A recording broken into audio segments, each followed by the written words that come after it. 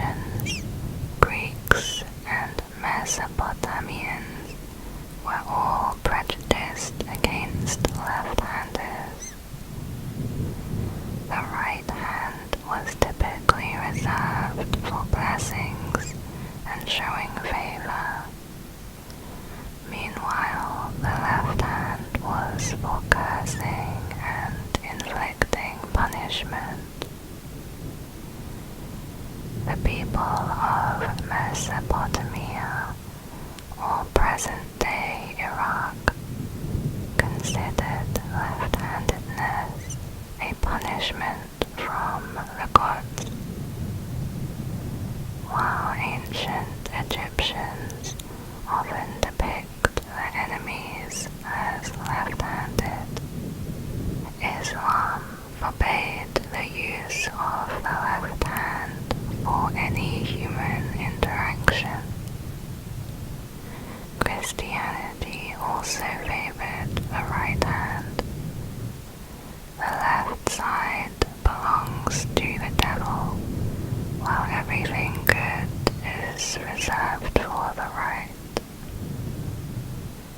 Under the powerful Catholic Church, left-handedness was vigorously oppressed in medieval Europe. Left-handers were often accused of consorting with the devil during the witch hunts of the 15th and 16th centuries. Left-handedness was sometimes considered enough to identify a woman as a witch and would cause her subsequent execution. As late as the 1960s and 70s, Catholic school teachers inflicted corporal punishment and psychological pressure on left-handed students, accusing them of being in cahoots with the devil, or even being communist. In Albania, left-handedness was declared illegal and was punishable as a crime.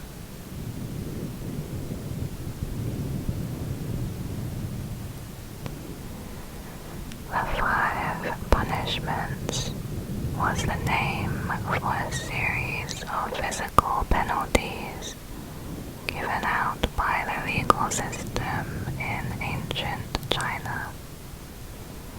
They varied over time. The first punishment was where the offender would be tattooed on the face or forehead with indelible ink. In the second punishment, the offender's nose was cut off without anesthetic. The third punishment involved amputation of one or both feet. Other sources say that this punishment also involved removing the kneecap. The fourth punishment is where the male offender was castrated and sentenced to work as a eunuch in the imperial palace. This punishment was also applied to crimes such as adultery or promiscuous activity. The fifth punishment was the death sentence. Methods of execution were quartering, boiling alive, tearing off the head and limbs by attaching them to chariots, beheading, execution, then abandonment of the offender's body in a local public market, strangulation and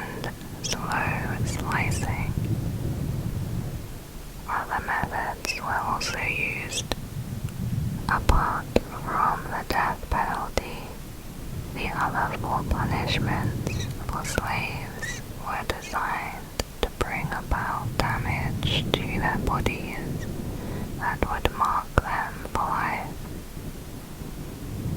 All ordinary citizens were also subjected to these punishments.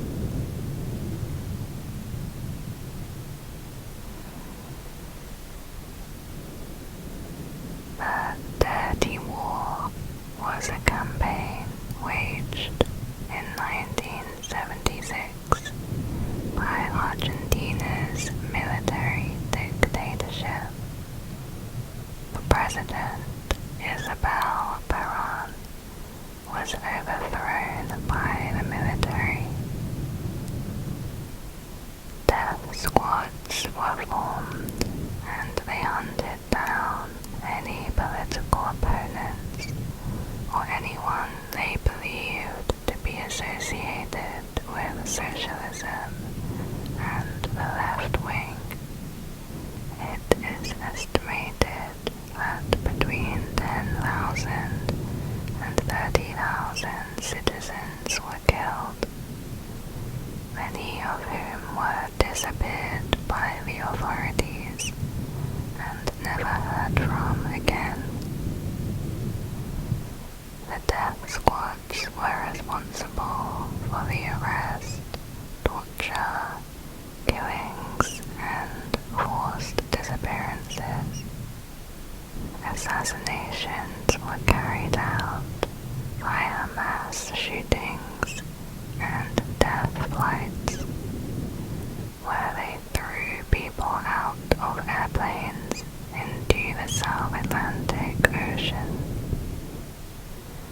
12,000 prisoners, many of whom had not been convicted through legal processes, were detained within a network of 340 secret concentration camps throughout Argentina. Now declassified documents show that the military was given $50 million by the United States, who supported the military dictatorship.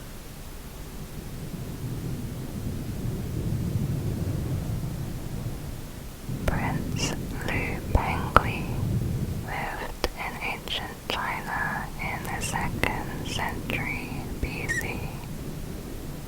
He was a member of the ruling Han Dynasty's imperial family. He was also the first serial killer recorded in history. In 144 BC, Pengli was appointed as king of the city Jidong and the surrounding district. He ruled there for the next 23 years. Pengli was described as arrogant and cruel. In the evenings, he would go out on expeditions with 30 slaves or young men, murdering people. Pengli enjoyed hunting human beings for sport. At least 100 people were known to have been murdered by Pengli, although it's likely the true number of victims was much higher. Finally, one day, the son of one of his victims sent a report to the emperor, and the officials recommended that Pengli be executed. The emperor could not bear to carry out their recommendation, so instead he demoted Pengli to a commoner and banished him to Shangyong.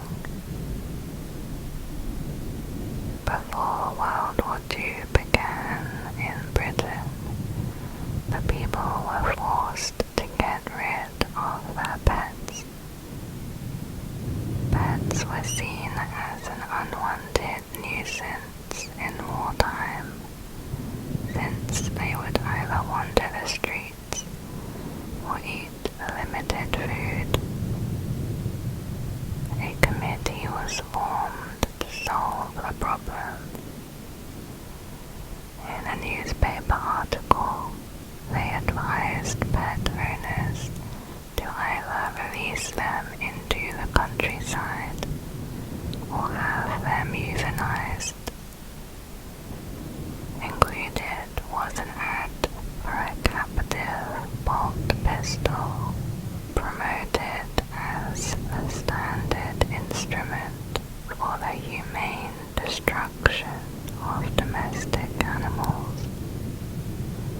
An estimated 750,000 pets were killed in 1 week. In Indonesia, it is common to consult with witch doctors or traditional healers. Many visit these doctors because they are believed to have paranormal powers that will help with a variety of issues. Women sought the doctor's help, believing they would make themselves richer, healthier, and more attractive to their partners. One such doctor was Ahmad Siraji. Siraji was a well-respected witch doctor, and many trusted him for guidance on matters relating to love, money, and health. However, when one girl who had visited Siraji did not return, the father reported her disappearance. The police went to Siraji's house, and they found the body of one of the victims in a field close to his house. A search of his property revealed clothes and watches belonging to 25 missing women. After the police arrested Siraji in 1997, he initially confessed to the killing of 16 women over a 5-year period. Under further questioning, he confessed to have killed 42 women, ranging from 11 to 30 years old, over a period of 11 years. Siraji's 3 wives, who were all sisters, were also arrested for helping him commit the murders and hide the corpses. The oldest wife, Jimin, was tried as his accomplice. Police believe the victims may have been too embarrassed to tell their families of their seeking the sorcerer's help, so their disappearances were not linked to Siraji. A large number of them were prostitutes. Siraji would charge each victim according to their needs. The price was usually between $200 and $400. He would then take them to a sugarcane plantation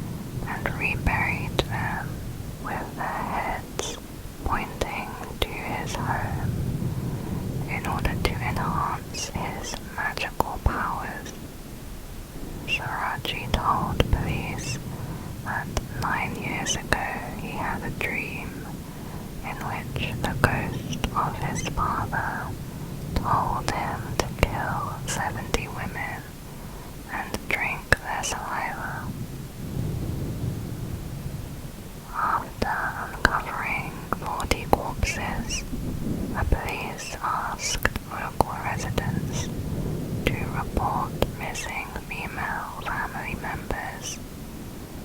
About 80 families in the area reported missing relatives, so it is possible that Saraji killed even more women. During their trials, both Saraji and two men denied the slayings, saying they had confessed because they were tortured by interrogators. In 1998, the court found Saraji guilty. He was sentenced to death by firing squad. His wife was also sentenced to death. The other two wives left the village. In interviews, Saraji seemed less concerned by the likelihood of being executed than by his incomplete goal. The target was 70, he admitted.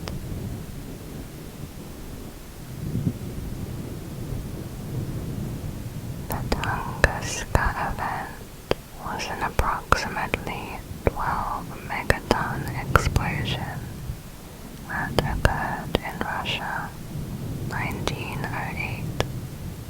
The explosion occurred over the sparsely populated East Siberian taiga.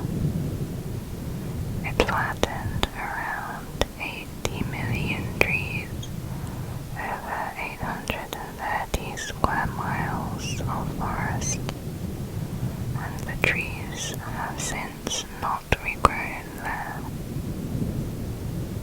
Eyewitness reports suggest that at least 3 people died. The explosion was generally thought to be the atmospheric explosion of an asteroid about 60 meters in diameter that exploded about 3 to 6 miles in the air. It did not hit the Earth, so left no impact crater. The explosion was felt as far as England. This is the largest impact event in Earth's recorded history, although larger impacts have occurred in prehistoric times.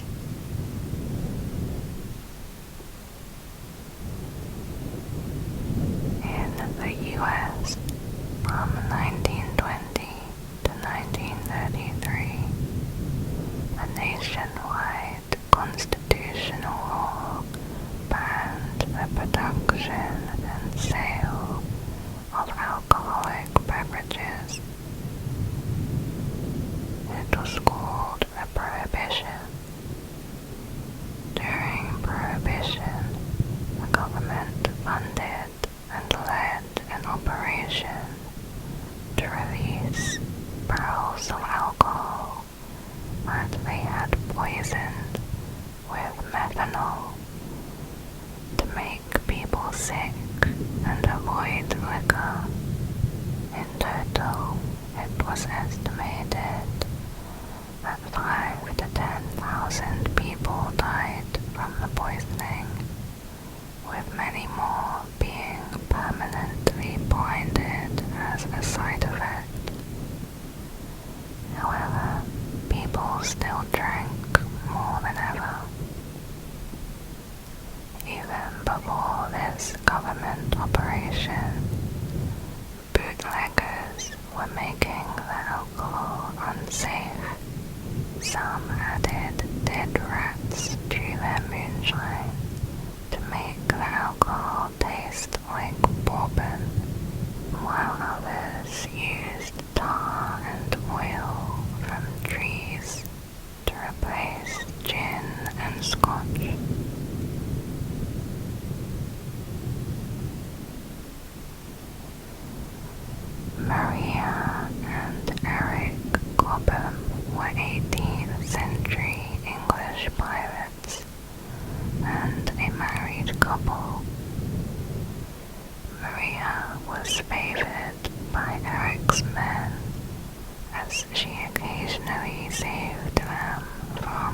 husband's wrath and therefore got a pass on the strict pirates' rule against women on board the ship.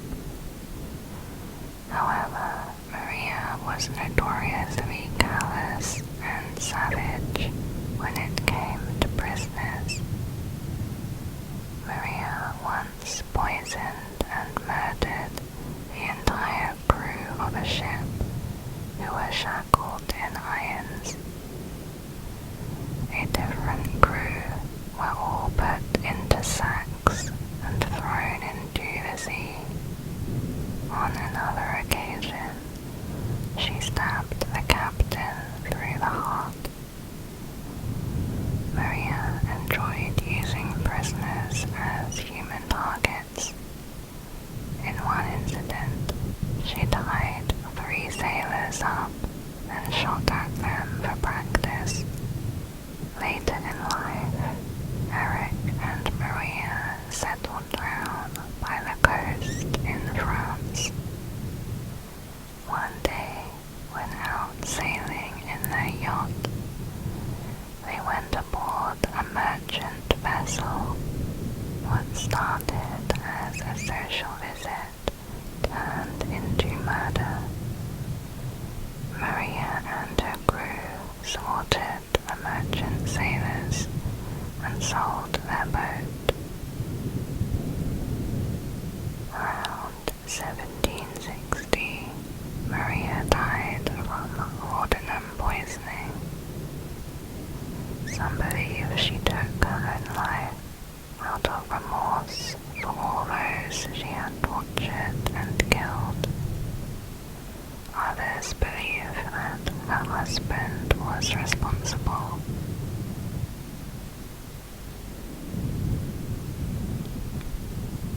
Peter Niers was a 16th century German bandit and serial killer.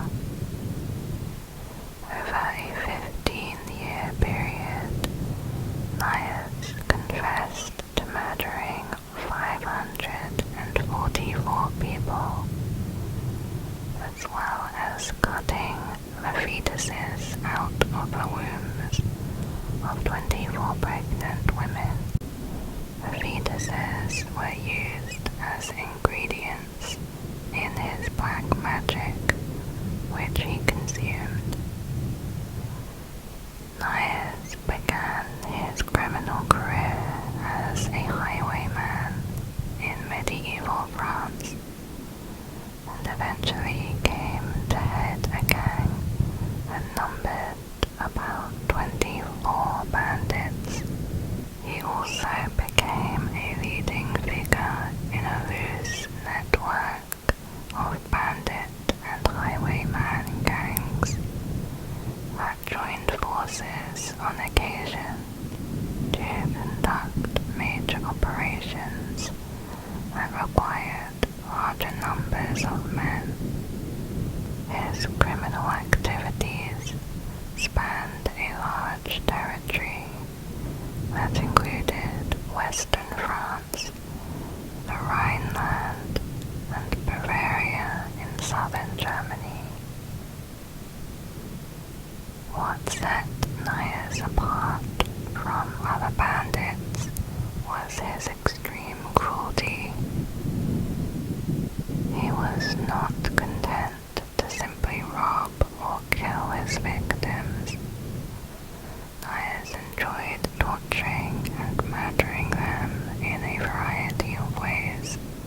He was captured in 1577. Under torture, he confessed to 75 murders during the previous 11 years. However, before he could be executed, he managed to escape. Niers returned to his criminal activities again, this time with even greater violence. The majority of his murders would occur in the next 4 years. In 1581, he was arrested for the second was taken to the Bavarian city of Newmarket for a public execution for an era in which torture was routine. Nayer's execution still stood out. It was a 3-day event. The first day was spent flaying Nayer's skin, then pouring hot oil on his exposed muscle and flesh. On the second day, his feet were coated in grease, and his lower body was slowly grilled over a low fire.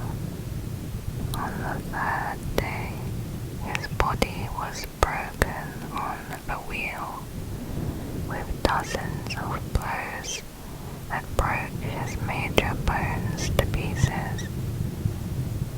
Finally, the executioners quartered him while he was still alive.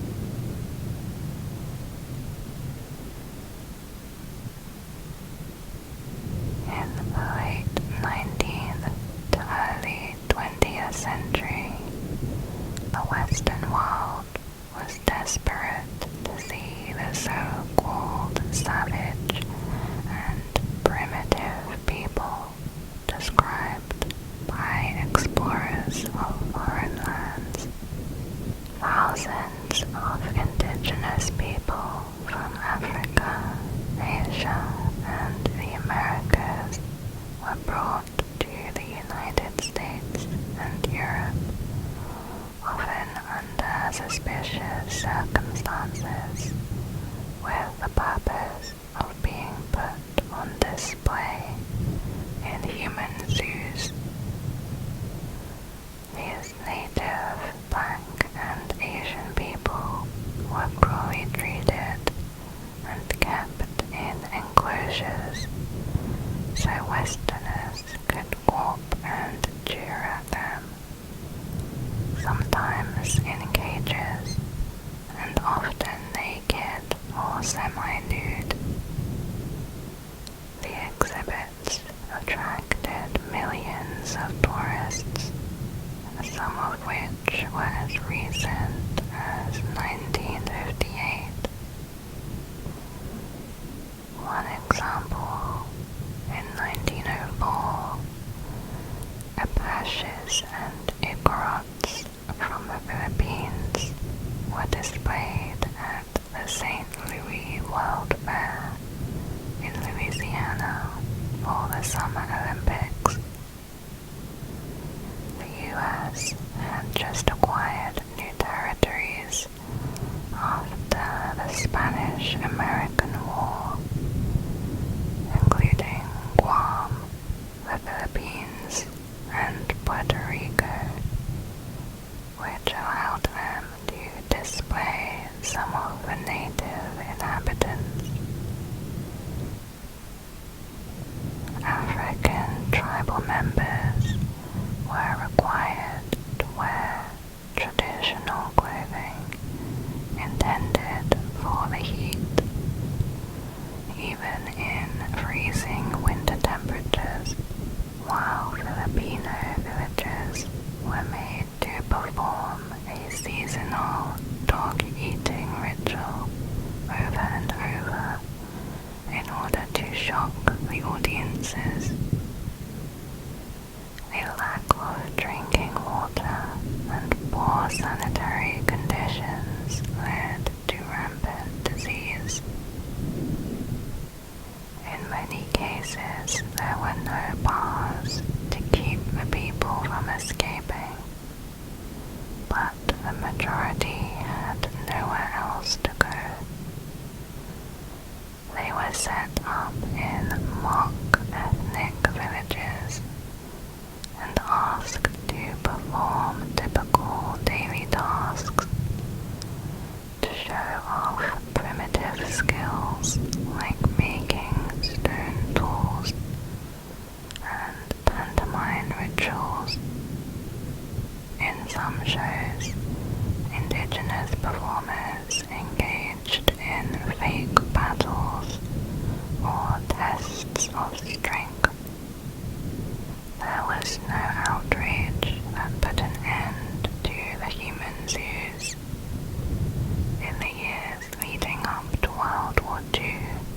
public's attention was drawn away towards the war and economic collapse.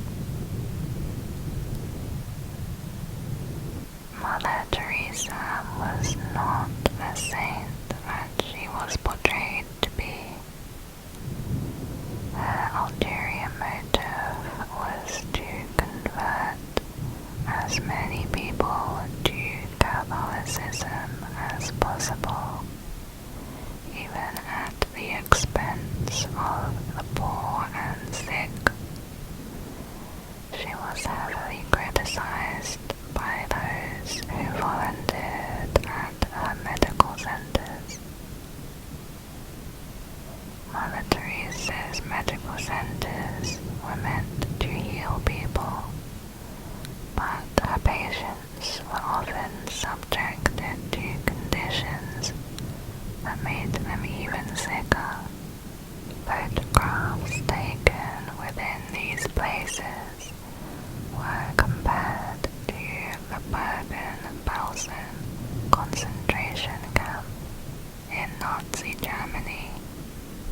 Workers washed needles under tap water and then reused them.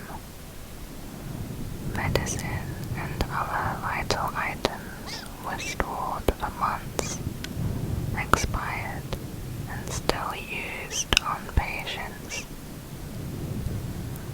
Volunteers with little or no training carried out dangerous work on patients with highly contagious diseases of tuberculosis and other life-threatening illnesses. Those who operated the charity refused to buy medical equipment that would have easily saved lives. In her hospice care centers, Mother Teresa practiced her belief that patients only needed to feel wanted and die at peace with God. They did not need proper medical care. She had some questionable friendships. For example, the Haitian dictator John Claude Duvalier, who was later charged with crimes against humanity, and the financier Charles Keating, convicted of fraud in the 1980s savings and loan scandal. Mother Teresa received millions in donations, yet her centers still lacked enough food. A report estimated that only 7% of all her donations was used for charity. It is a mystery where the rest of the funds went, and the total figure is not known.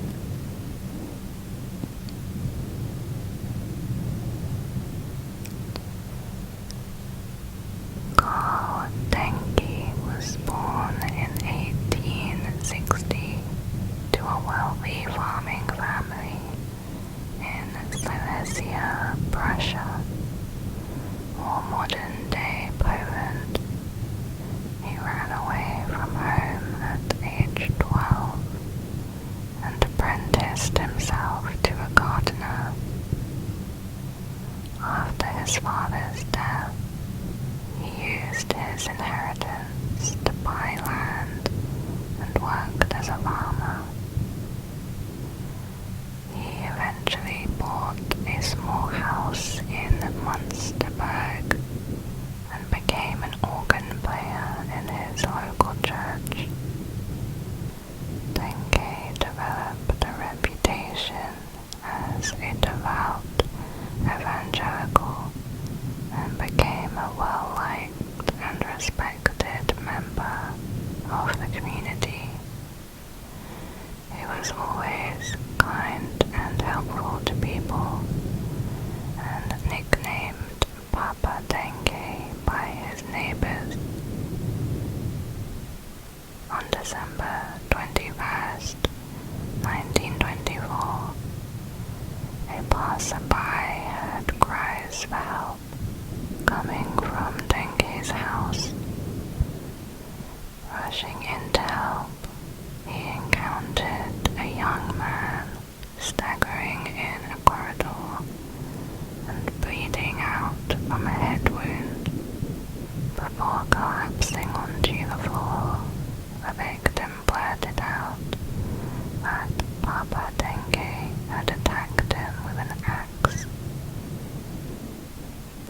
police were called and Denge was arrested. A search of his house turned up identification papers for 12 men, plus a number of male clothes not belonging to Denge. In the kitchen, police found 2 large tubs containing meat being pickled in brine. The meat was attached to human bones. Investigators estimated that Papa Denge was in the process of pickling up to 30 victims. Police also found a notebook in which Denge had listed the names of many more victims, with the dates of their murders going back to 1921, plus the weight of their pickled bodies.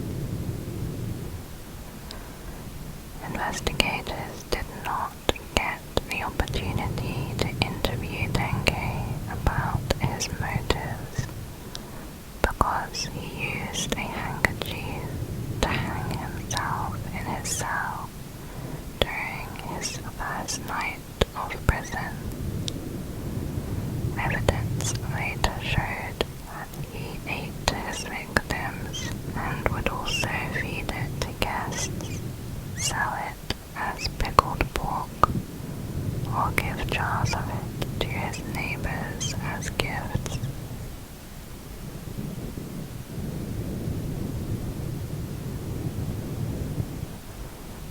The Magdalene laundries were institutions in Ireland that women were sent to as a punishment for having sex outside of marriage.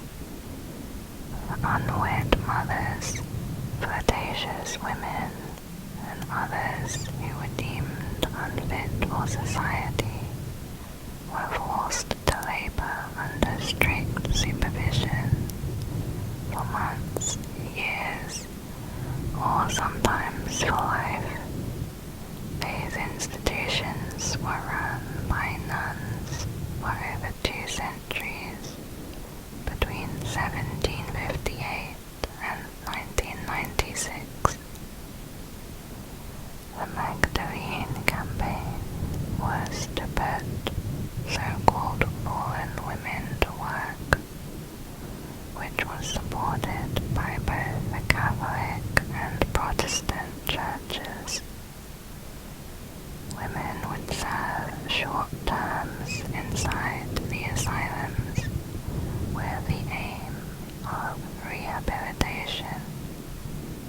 Over the years, the laundries became primarily Catholic institutions, and the sentences grew longer and longer.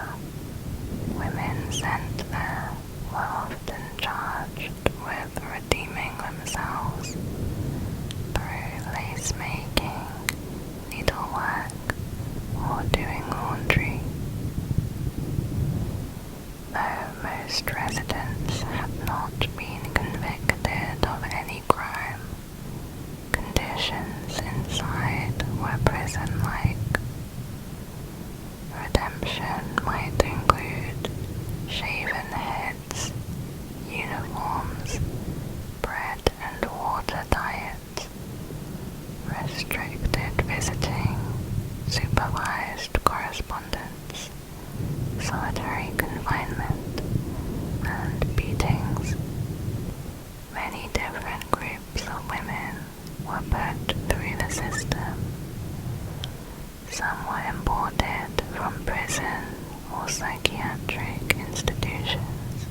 Women with special needs, victims of sexual assault, pregnant teenagers sent by their parents, and girls deemed too tempting to men. Others were there for no obvious reason. Although the institutions were run by the Catholic Church, they were supported by the Irish government, which provided money in exchange for their laundry services. Some pregnant women were transferred to homes for unwed mothers, where they gave birth and temporarily lived with their babies, working in conditions similar to those of the laundries. The babies were usually taken from their mothers and handed over to other families in one of the most notorious homes, the Bon Secours Mother and Baby Home in Tuam. Many babies died. In 2014, bodies of at least 796 babies were found in a septic tank in the home's backyard.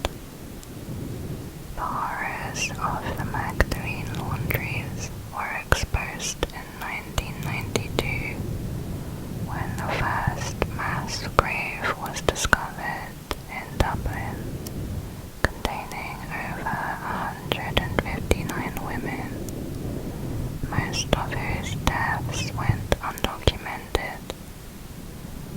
Due to this, the final laundry eventually closed in 1996.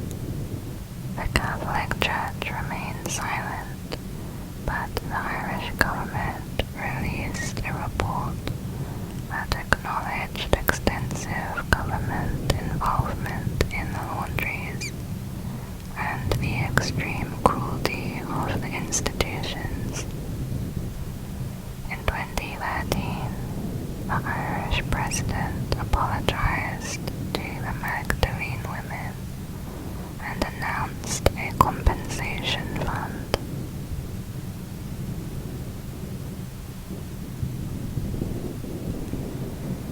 A triad is a Chinese organized crime group based in Greater China, dating back to the 18th century. Triads have long been alleged to have connections to the Chinese government.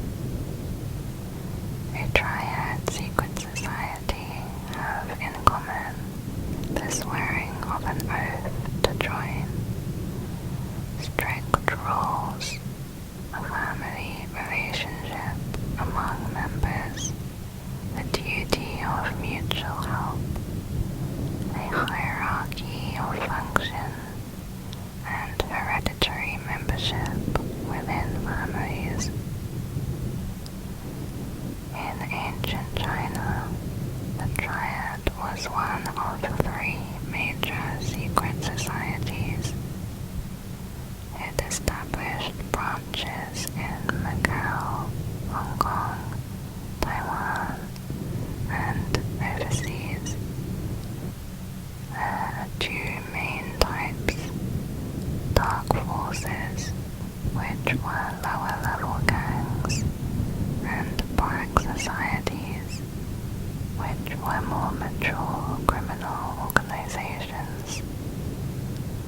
2 features which distinguish a black society from ordinary dark forces are the extent an organization is able to control local markets and the amount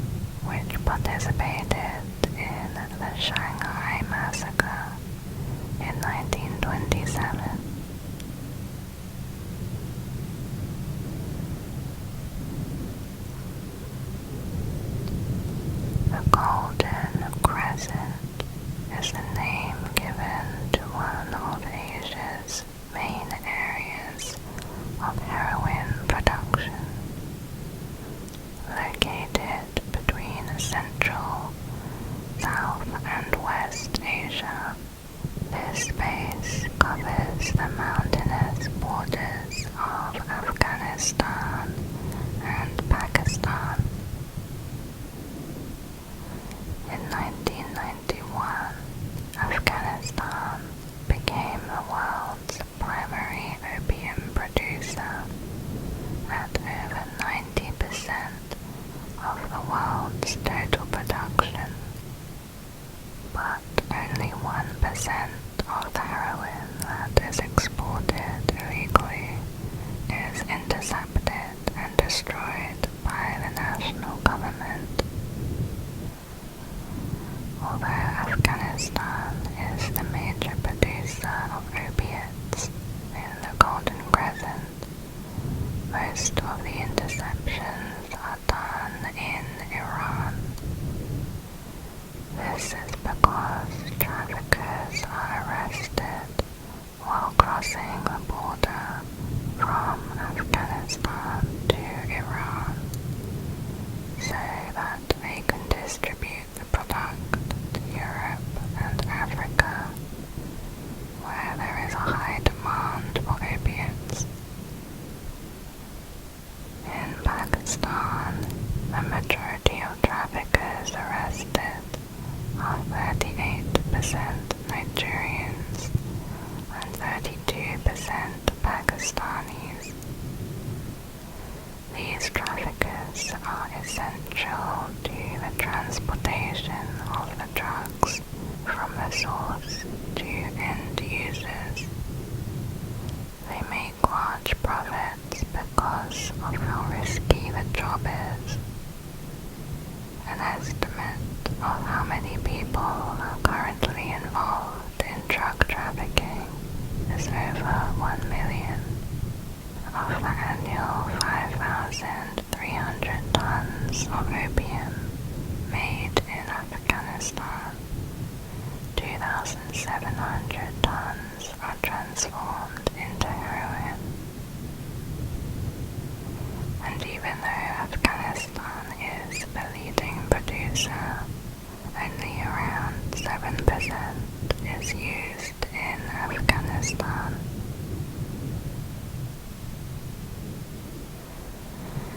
Ivan IV, commonly known as Ivan the Terrible, named himself the first Tsar of Russia in 1547 at the age of 16.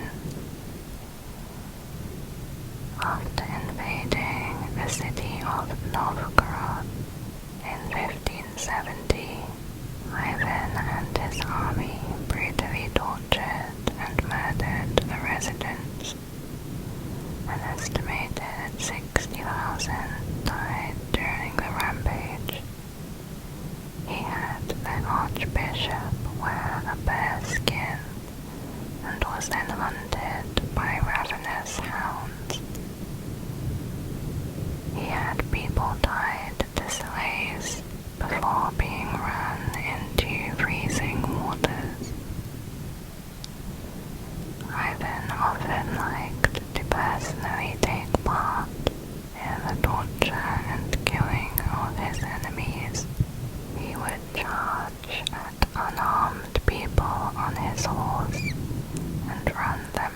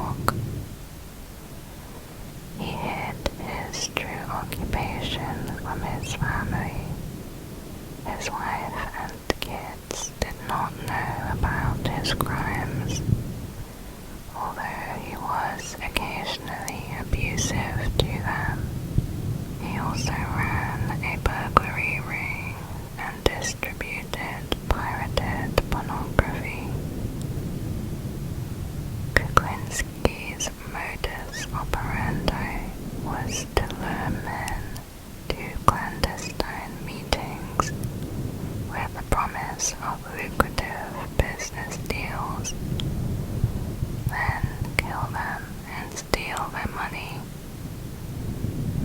He also killed 2 associates